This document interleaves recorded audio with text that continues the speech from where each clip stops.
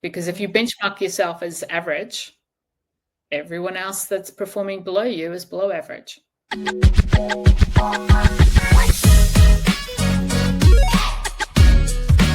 Welcome to the Redefining Sales podcast. I'm Abbie White. This week we have got with us Linda Thackray, and I am so excited for this episode.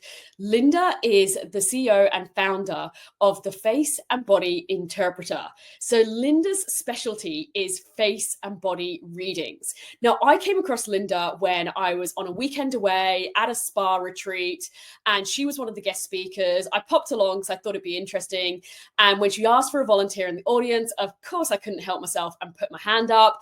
And she did a reading live in the room on me and was spot on accurate. And so she just blew my mind. And so I had to understand a little bit more about what she does and the science behind it. And I think what she does is so relevant for all of us in sales, go-to-market, leadership roles in what we're doing. So in this conversation, we start talking about what is face and body interpretation. She also works as a psychosomatic therapist. And so what does that even mean? What's the science behind it that backs it up? Where does it come from? What's the history? How can we apply it in a sales, in a customer facing leadership role, also with our employees and our colleagues and so on? So how can we apply it in our roles at work and at home?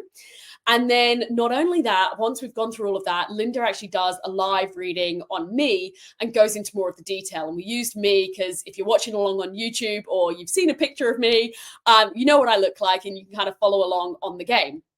So I really hope you enjoy this episode. It is something that's a completely different angle and spin on how we can drive better relationships with our customers, better sales, better growth through actually building that rapport and connection through face and body interpretation.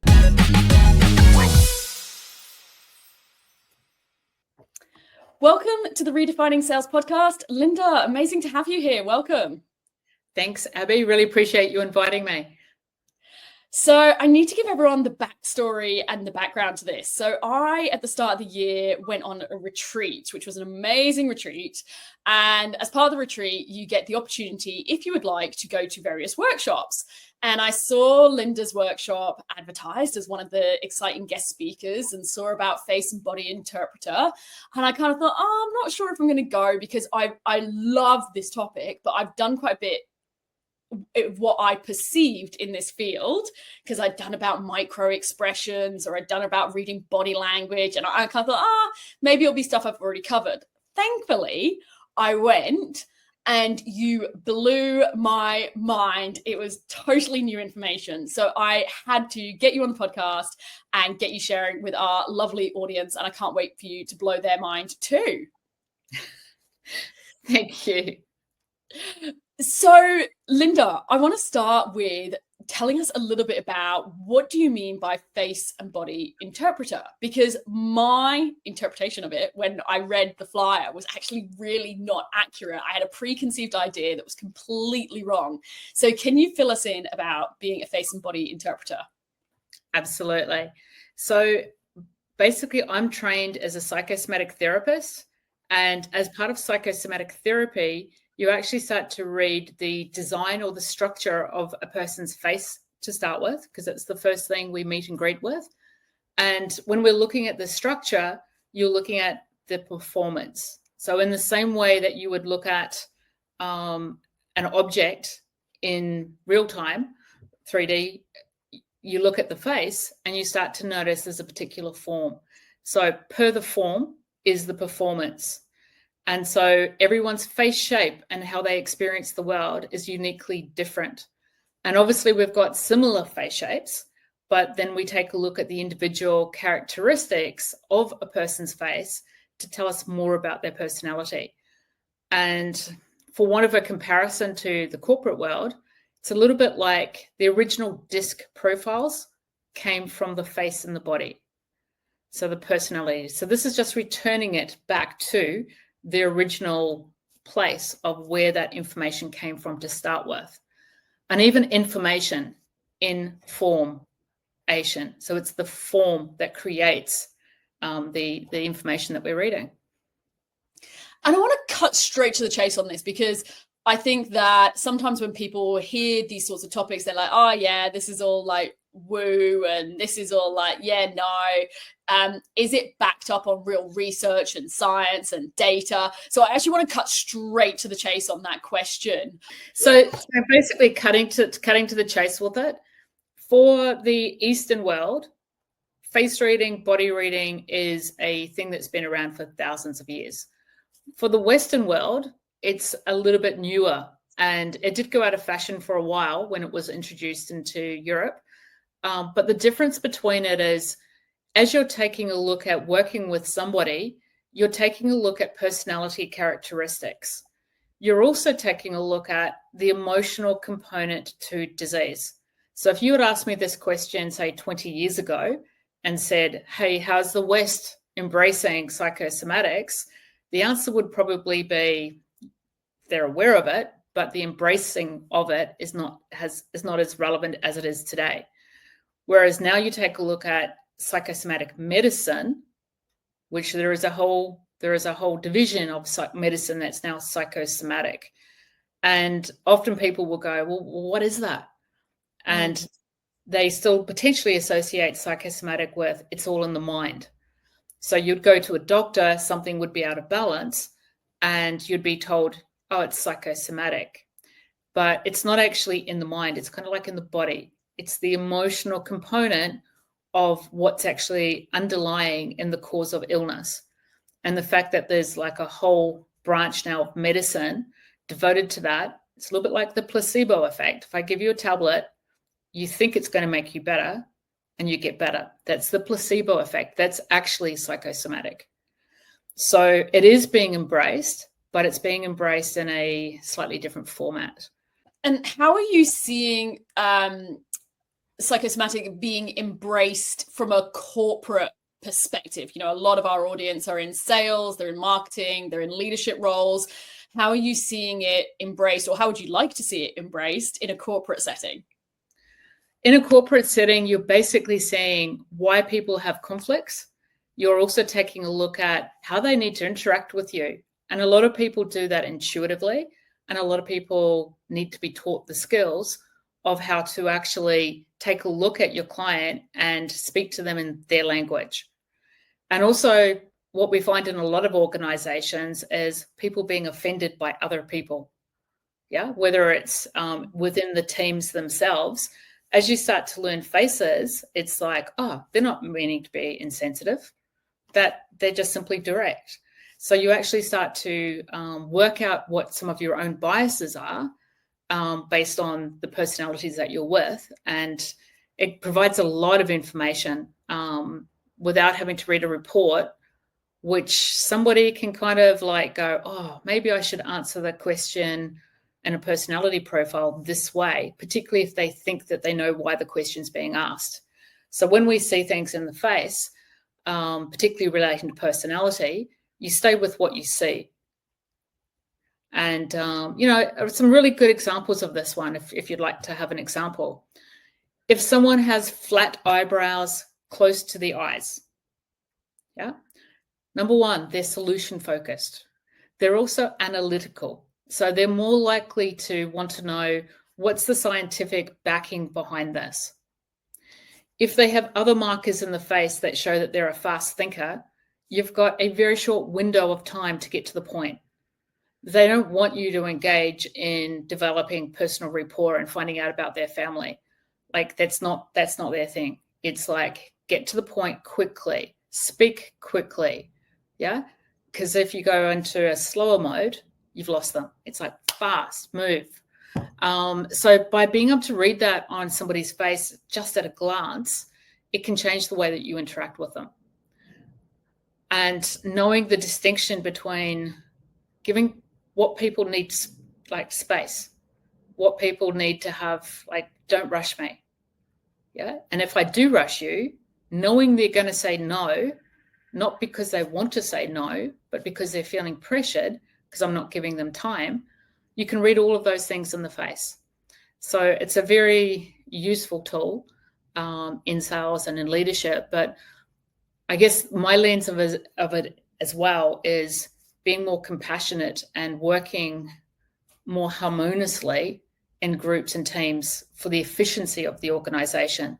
So you're not losing as much time in HR issues because you can get to them more quickly. I love that. So I want to hear in a minute about how you got into this, because I love your story on this and I think it actually builds. But I, first of all, again, I'm just head on tackling what someone might be thinking, and I want them to stay listening and not tune out. So the other myth I just want to bust up front is, what if I have had Botox? What if I've had cosmetic surgery? Would that change or have an impact? It does impact, but we read how you want to present. And, depending on where the surgery is, it tells us a little bit about the person's personality. And normally in the corporate setting, you're not going to see that as much. But in the therapy side, the personal development side, you will start to take notice of what parts of the face have had plastic surgery to them. Yeah. So as an example, like the nose represents your identity and your level of confidence. And sometimes you'll find that when people have plastic surgery, they may rearrange or choose a different nose. That doesn't mean to say they're going to like their new nose, because if the underlying issue is relating to confidence, unless they've done that inner work, the surgery is not likely to change how they feel about themselves. But contrary to that, if you've been teased at school your entire life, and then all of a sudden you've got a new nose and your confidence changes as a result, then you're actually reading the new formation.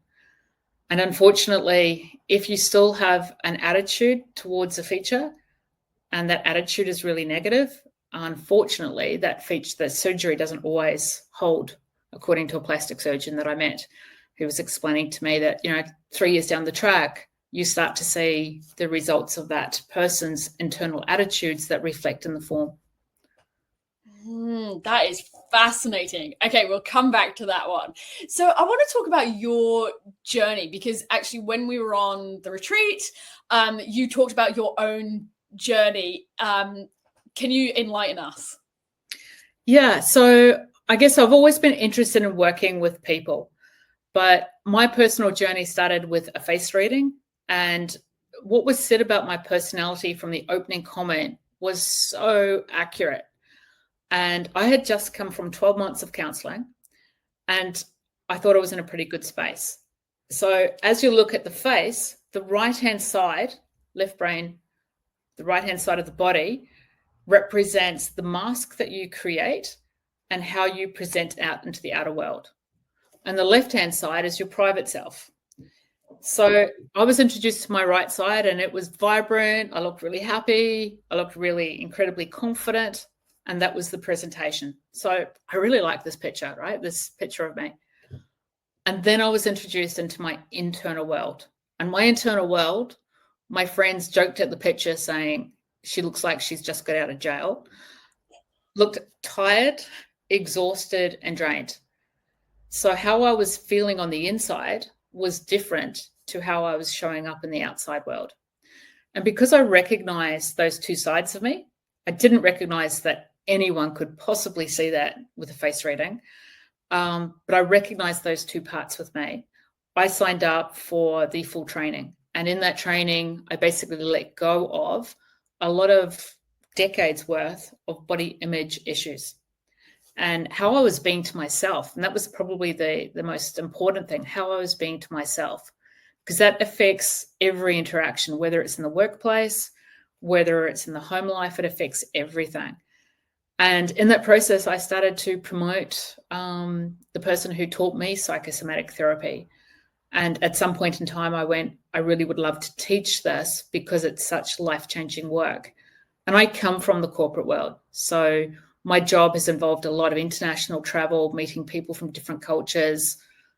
Even in some of the countries that I've been to, the topic of face reading has come up, and CEO of a company is going, oh, you read faces? I've been reading faces for 20 years, and just doing this exchange with random person in Malaysia. So it's something that's very common in other countries. It's just less common in our country, and it's changing. Yeah, and I love that. And I think that's why it probably hooked my attention and resonated with me so much. And actually, one thing that you did at the workshop was you got a couple volunteers. And of course, straight away, I'm like, right, I'm testing this out. And I was just a random person from the audience. You didn't know me. You'd never met me before. And, you know, you gave me a little bit of a face reading and a couple points. And I will definitely have to recap on that in a second. And you were so spot on accurate that I was like, whoa, like, yeah. And then other people in the room you chose and did it. So it was a really fantastic way to see some of that in action. And then with my brain being a sales brain, and obviously that's my bias in life, I thought, God, you know, exactly what you were saying before, being able to walk into a meeting, being able to walk into a room and being able to have that sort of insight, that knowledge, that understanding, that is so, so powerful in terms of how do I need to talk to this person to really resonate and to really speak their language and to connect and so on. And I just thought it kind of blew my mind, hence having to reconnect with you. Well, I'm really glad you called. And if you want me to recap on a couple of things on your face, I'm very happy to do that as well. So let's do that, because so if you're watching on YouTube, you can watch along, and if not, you can look at the photo for the podcast of my face. I feel very paranoid now about my face. The self-conscious side of me is now coming out, but let's do that. So what sort of things would you pick up on my face if we use me as our guinea pig? Okay, so you've got a lot of standout features, and you've got some features which we consider to be extroverted features. So the extroverted features are the areas in the bone structure that are quite strong and prominent. And the more introverted features are the ones that are smaller. So the width of your face basically says, I'm looking at the physical zone, tip of nose, down to the chin, right across. And the width of your face shows me you have a hands-on approach. So when you're working, you really need to be involved at ground level, as well as the bigger picture. So you've got a large forehead as well. So you love the creativity, but if you were to not have the hands-on style of approach, you wouldn't enjoy your work so much. So not only is this space a wide space for you, which shows determination, passion, enthusiasm, you're also someone that can stay on target for quite some time. So you'll keep on going. And the challenge with that, Abbie, do you want to know a challenge? I definitely want to know a challenge. So does the audience. So the challenge with that is just because you can doesn't always mean you should. So sometimes you can actually override your body's natural nervous system and push through rather than actually go, actually, I've already been working 14 hours. Maybe it's time to relax. So I see that as a potential challenge for you. Not necessarily saying it is a challenge. Your nose also shows me that you're straight to the point, and it's smaller at the top, and it's quite a strong bridge. So very independent. You're very creative, so you like to bring that creativity through. You're a team player, but ideally you like to also come up with your own ideas. So I'm seeing that also from just your nose. So how are you reading that from the nose? What if someone's sort of going, where are you getting that from? What are you looking at in terms of in my nose to be able to do that? Okay, so the base of your nose is nice and wide, right? So the wider the nose is more like the, if you notice, like in the Aboriginal population, the noses are much, much wider. So they're all about community, and they don't project a long way out. So the wider the nose, the more the team player or the community orientated. That nose is also wider at the top. So the nose is like a timeline. So when you're taking a look at the wider nose at the top, it's more collaborative, whereas yours is quite narrow at the top. So that's where you actually like to start things more independently, but ultimately for everybody else. So you're collaborative more towards the middle to end part, whereas you like to formulate your own ideas before somebody else gives you their opinions. I'm laughing and smirking away here for anyone watching on video, because actually you didn't go to this level of detail when we met in the Hunter because there were so many people, you were sort of just doing 1 or 2 bits for everybody. But it is so spot on. Absolutely. I will keep going and going and going. And you're right. Some of my biggest strengths can be the biggest source also of burnout, because I've been in that place before, because you just keep going, but also laughing because I actually yesterday was working on a project for our business.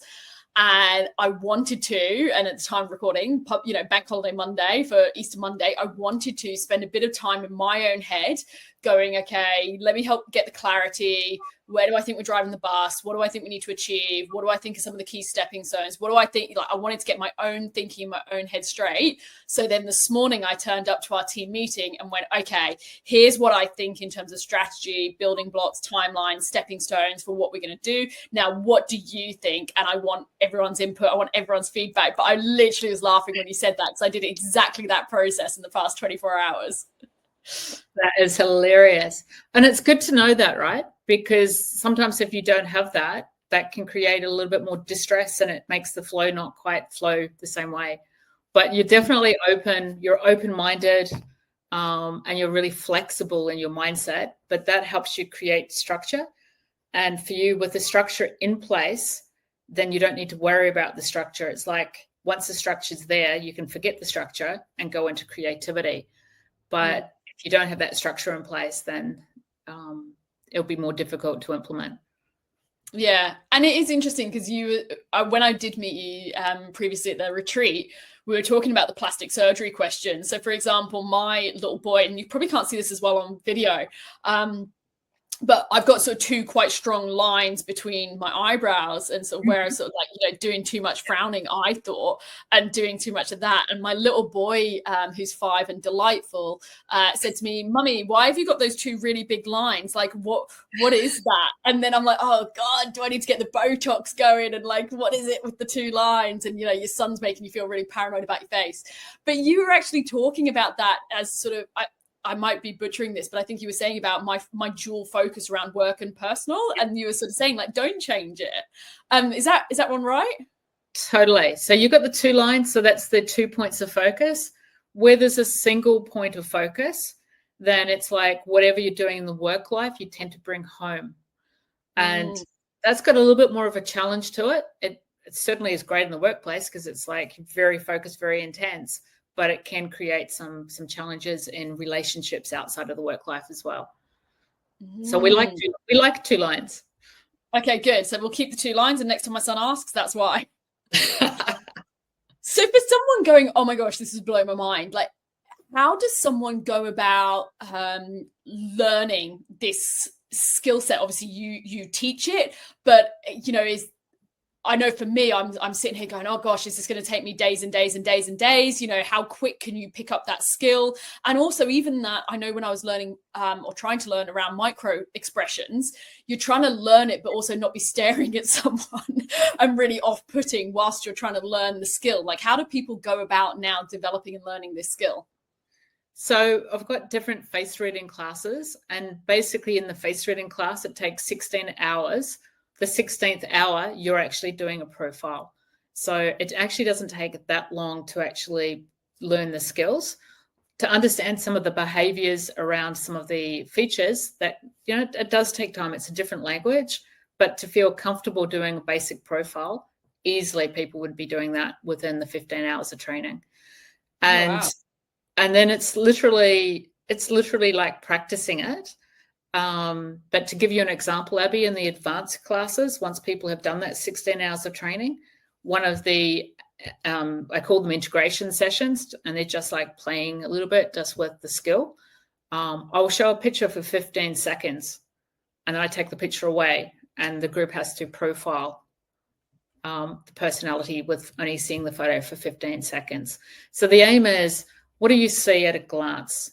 And the key strengths that a person has. So I'm really big with, I guess with the teams, both my corporate experience as well, working with people's strengths. But if there's an area of, I'm going to say challenge, if there's an area of challenge or an area that they need to develop, to actually understand where that might be so that you can also develop that. Because what I've found is people's greatest challenge once they overcome that, is often their greatest gift. So it's not actually about trying to put somebody into a box and go, oh, you're no good at this. It's about understanding that they may need some additional support. And once you've got that information, and once they can sometimes overcome sometimes the anxiety or the confidence to put themselves out into situations that are less comfortable, it can become their greatest asset, personally and professionally. And then how do you coach people through, like I always remember someone I was speaking to about micro expressions saying that she does a lot of presenting, she does a lot of workshops, and she was saying she also had to really develop the skill set of then also, what do you do with that information? You know, when you walk into a workshop and you're the presenter and you see, and I know this is a slightly different field, but you walk in and you see that actually 90% of the room are really not impressed to be there, really not impressed at you, and you're getting a lot of feedback and you've kind of got to carry on presenting. I guess it'd be interesting as well, in your context around understanding some of the psychosomatic therapy, face reading, how do you also process that information and then it's almost use it for good? I guess I'm not articulating that very well, but it's a level of, it's one thing reading the information, it's another thing then doing something with that information is probably where I'm trying to get to. And I guess that's where the psychosomatic training comes in, because it creates an atmosphere where you're actually looking at the holistic part of the body. You're not just looking at the face, you're looking at the body language, how the person stands, their posture, their breathing. All of that affects their confidence. And it also talks about, you know, predispositions or biases they come into the world with. So as we're looking at that, and I'll give you an example, because I've just this morning been doing hands. And in the same way that you can do face reading, you can do hand reading, foot reading. And when you don't see somebody's face and you're only working with their hands, even some things as when a person leans forward and shakes your hands, the style of how a person shakes your hand tells you about their personality. So the example I was giving today, this finger, the index finger, when the index finger goes to the mouth and the mouth is held quite tightly shut with the finger, you know that the person is holding back. This is known as the judgment finger. So when there is the judgment finger holding back communication, you know immediately that that person has a different point of view to what you're conveying as a presenter or as a teacher. So you have a choice. You can either go, Abbie, so do you have a different opinion? Would you like to share what you're thinking? So you would either invite that person to come to the table with what they're actually thinking, where they're clearly holding back what they want to say. Or you might go, Abbie's got a different opinion. Maybe I won't ask Abbie what she thinks. Not going to anger the beast. Yeah. So you could choose, right? But actually understanding that it's such an effective tool to be able to engage. And then if there is a little bit of misunderstanding, then you're actually addressing that core issue quickly and getting a different perspective.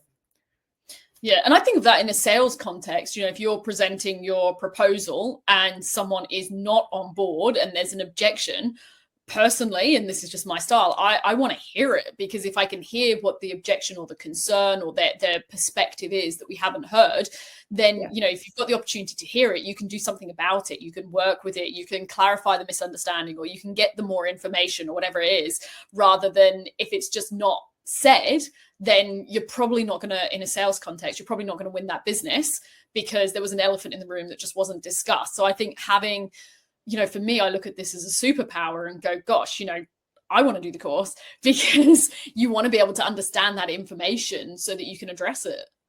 Yeah. And you're talking about like also the micro expressions. And for our training, we're not so much looking at the micro expressions, but what we're looking at is habitual expressions. So the habitual expressions show long-term patterns of how a person thinks. The micro expression is in the moment, and completely different field, but it's the same area, just at a different timeline. But if someone's, to use your previous example, if someone's sitting there with their finger, I'm trying to sort of say this in an audio way for the people listening, someone's sitting there with the finger over their mouth and they're holding back, like you just sort of gave us the example of like the lips and so on, you know, in that context, you would want to know 100% what that is. Totally. And can you talk to us about something that I think was also really high impact when you presented it in the Hunter, was you showed us people's photos, and where you talked earlier on about the left-hand side of the face, I believe was the private side, and the right-hand side is the public side. And then you got images and you almost put a line down the middle. And I think most of us, or maybe it was just me, I'm sitting there going, my face looks the same both sides, surely. And then you showed these images where you went down the middle of the face. So if you imagine a line, if you're listening from sort of your forehead through your nose right the way down, you chopped it in half and then you put them back together again as the two sides. You showed how different a person that actually is. And I thought that was a really, really powerful way as well of demonstrating the differences in the sides of our face. Can you talk to us about that? Because you'll be able to articulate it a lot more eloquently than I can. Great. So it's left brain, right brain. And it's where we spend most of our time develops the face differently between left and right. And that is a little bit difficult for people to get their head around until they start to see the photos, and also recognize that as a person comes back into balance, how dramatically the photos change and they come back to being more balanced. When I say more balanced, presenting like the right and the left and now looking like they're related to each other. So in the example that I gave, when I first started this work, I was out of balance. So I was presenting to the world, happy, vibrant, confident, all's okay. And yet on my inside world, it was not okay. As I did the work, they started to look more like triplets. So, and I think it's the time frame that what we notice is the difference. But let's just take this in a corporate space. Can I give you an example? Loved you to.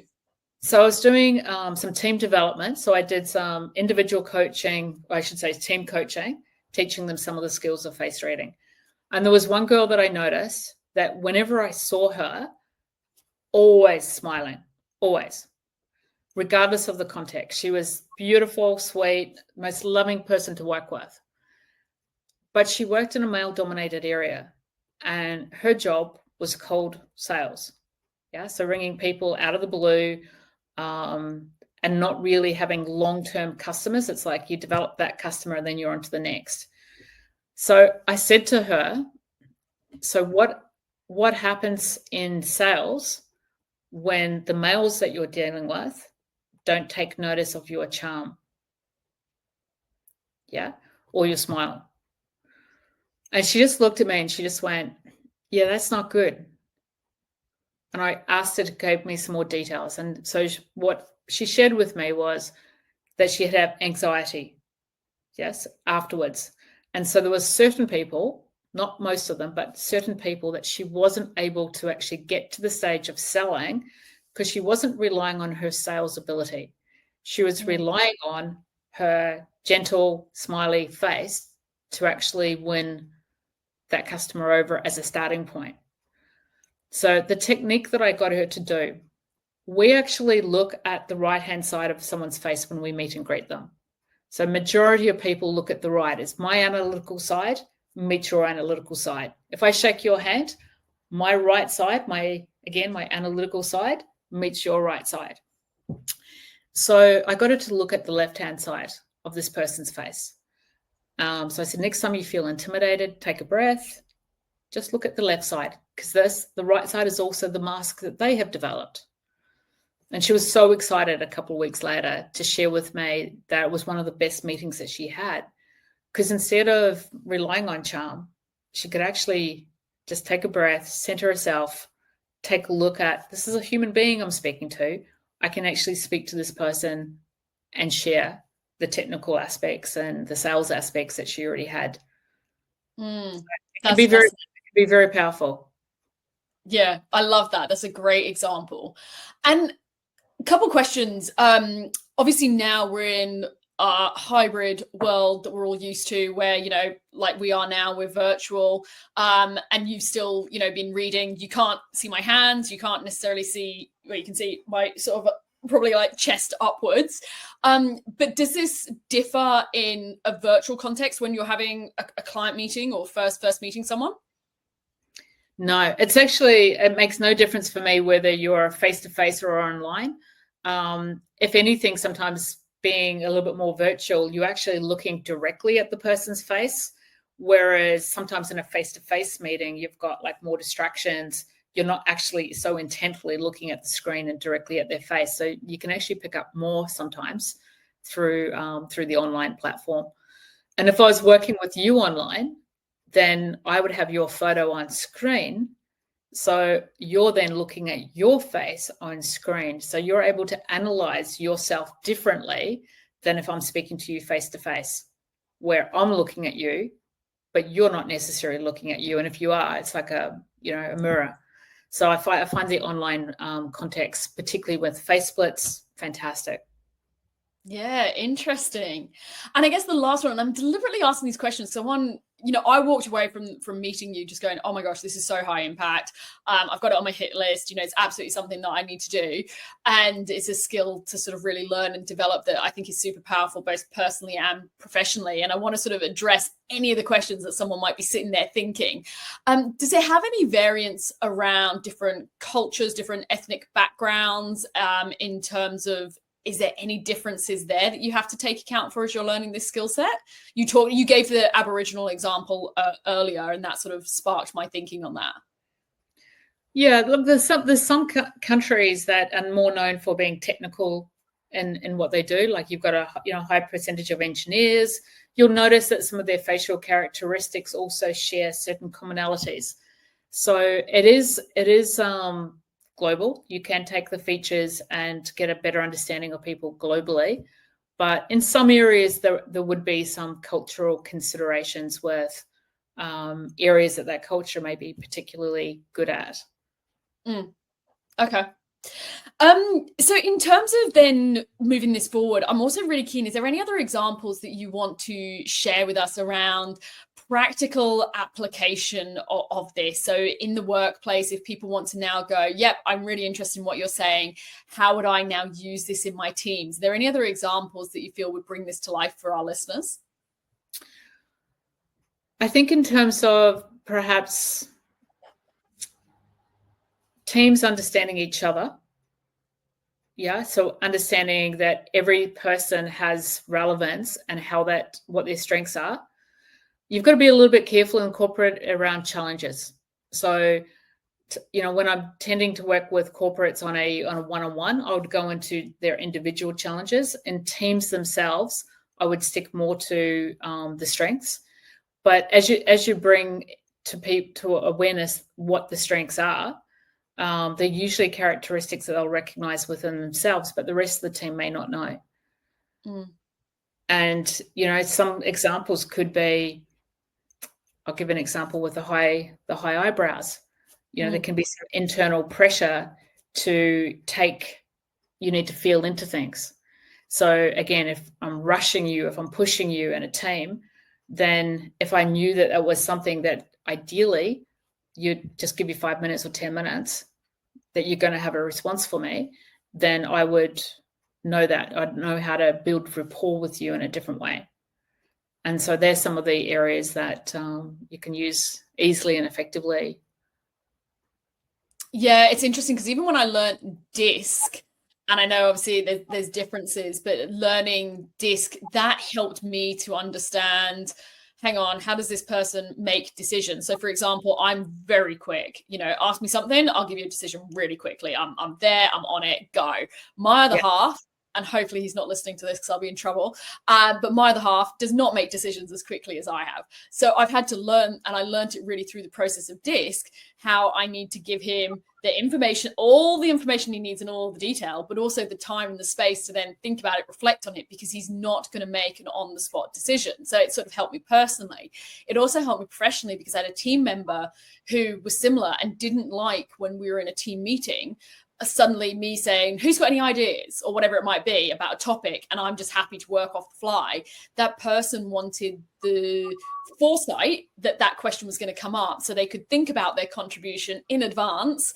And it really changed how I worked with some of the team to get the best of going, oh, hang on, not everyone is like me in terms of working on the fly in that way. People want that structured time and thinking and space. So actually having a better agenda, some of the points we're going to discuss, allowing people the opportunity, and then getting those valuable contributions. You know, it really changed my thinking in terms of how I approach both personal and professional. And I could see how this would just next level it. Yeah, and it's interesting because, Abbie, as you're speaking, I'm matching up your looks with what you're saying, and I'm noticing you actually do need the structure, but once the structure's there, then you go into creative thinking. And so when you're working with someone who does need that detail, more the linear, I go from A to B to C to D, and you can jump from A to D, you can lose that other people within that space. So they're still thinking about, well, what about B? And it's one of those things that when you actually catch people in that framework and actually you sort of say, I notice, because when you start to read people, you notice that not the whole group is not moved on with you. Yeah. You can actually see the people that are stuck somewhere, and it's like, so just noticing that you're somewhere else. Where are you? Well, what about, and they go back to B. Yeah. What about B? And so the more that you've learned how to do that and allowing that grace of different methods of how people learn, you've also gained more information as well, probably within yourself, how to do things differently.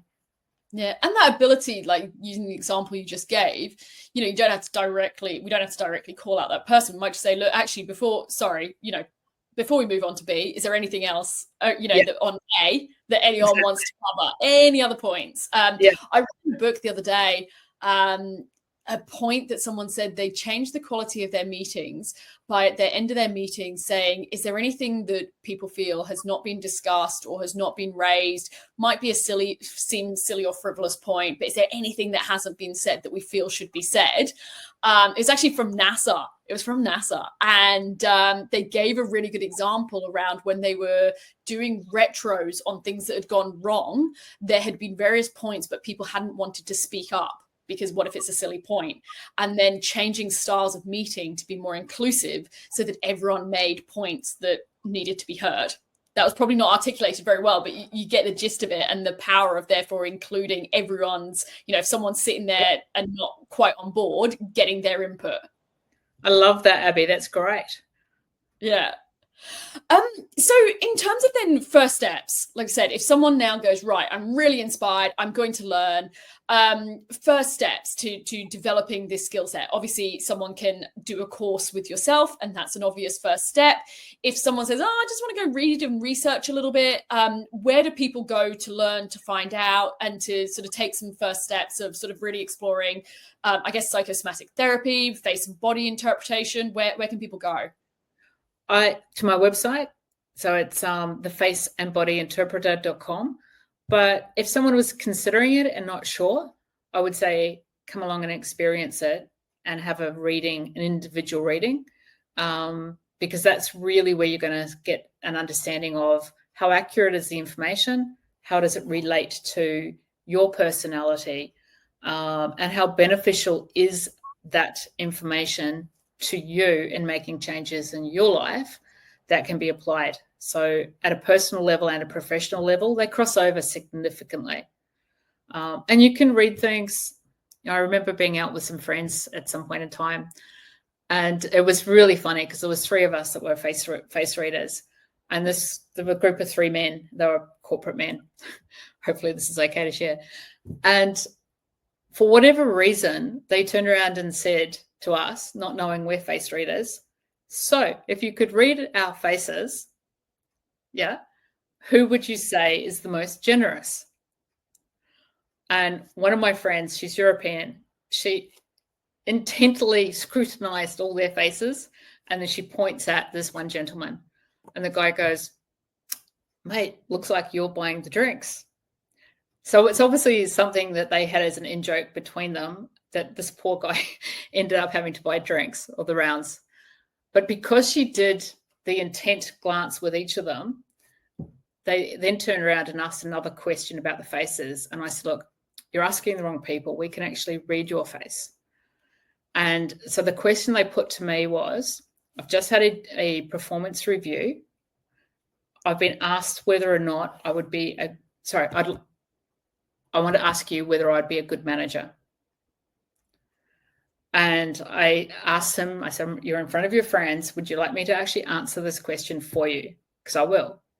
And he said, yeah, I really want to know your answer.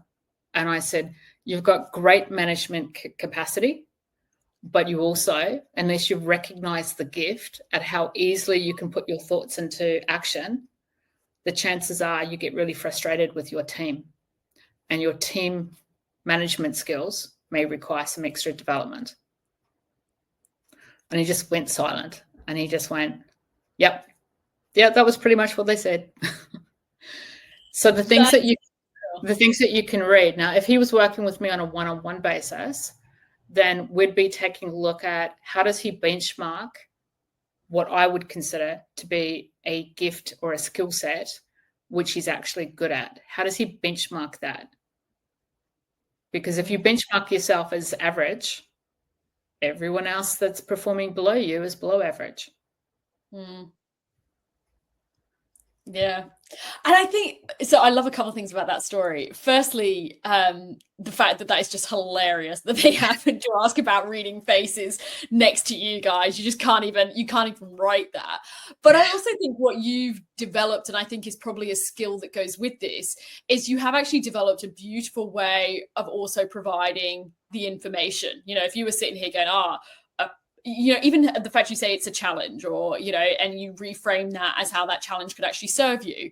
If you were to relay that information in a very different way, we're ultimately talking about things that, you don't know necessarily whether you're hitting on a very, very raw nerve for someone, or, maybe actually you've got inklings around it clearly, but you've delivered it in such a beautiful way that people can actually work with that information and move forward. Because I can imagine for some people, this could actually feel like opening Pandora's box, and it could be a level of, going into some places you don't necessarily want to go.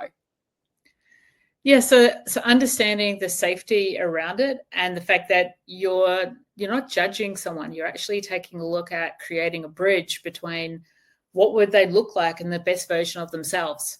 Yeah. What would that look like? And if they're not currently operating that, when there is a non-judgmental platform, then a person is available to hear what you have to say. As soon as they feel judged, the defenses come up and they no longer hear. And that's what often happens in the corporate space. Person feels judged, attacked, and so now they're defensive. So they're not receiving feedback. So that's a really important part of the way in which I also teach it as well, to really try to understand it with a compassionate viewpoint of the strengths that people have, and if they're out of balance, how you would language that to them. And many people who do my training would never actually tell people that they do face reading. Yeah. So when I look at, we've got, psychologists, counselors, HR managers, people that are running companies as well. They would utilize it more to ask questions of what they're seeing. Yeah. So it's not about holding power or making a judgment. It's about asking a question to actually bring that information to the table that you can then actually do something with. Linda, thank you so much for joining us. I absolutely love your work. Having seen you live in person and now building on it today, honestly, I can see so much value in what you do. If people want to connect with you, you mentioned your website before. We'll put a link in the show notes. Is there any other places that we're good to find you, LinkedIn or so on, or are we best to connect with you via your website? LinkedIn, Facebook, Instagram. I've got those all available under the Face and Body Interpreter or Linda Thackray. So, yeah, thank you very much, Abbie. I really appreciate the time to share my passion with you as well. Thanks, Linda. I hope you enjoyed that episode with Linda. Don't forget to subscribe so that you get the podcast every single week in your inbox on a Wednesday. And if you have not heard the memo, we have recently started launching content on our YouTube channel. So feel free to go check it out. And the link is in our bio, and follow along with all of the new educational content that we are providing around all things sales, growth, and go-to-market on our YouTube channel.